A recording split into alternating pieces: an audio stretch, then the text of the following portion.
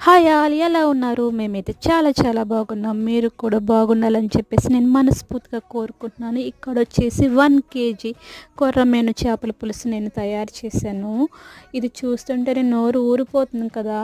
మరి ప్రాసెస్ తెలియాలంటే బ్యాక్‌గ్రౌండ్‌లో వీడియోలో కనిపిస్తుంది చూడండి. సేమ్ క్వాంటిటీ అంతే మనం యాడ్ చేసుకొని మనం ప్రాసెస్ అనేది స్టార్ట్ చేస్తే సరిపోతుంది. ఇప్పుడొచ్చేసి 2 స్పూన్ అల్లం వెల్లుల్లి పేస్ట్, నెక్స్ట్ వచ్చేసి టమాటా ప్యూరీ, నెక్స్ట్ వచ్చేసి ఉప్పు, కారం, పసుపు ఇవన్నిటిని యాడ్ చేసి నూనె పైకి తేలే వరకు మనము రెడీ పెట్టుకోవాలి. నెక్స్ట్ వచ్చేసి చింతపండు పులుసు, ఇది చాలా ముఖ్యం. నెక్స్ట్ వచ్చేసి చింతపండు పులుసు యాడ్ చేసిన తర్వాత కొంతసేపు మరకపెట్టి చేప ముక్కలు వేసుకోవాలి.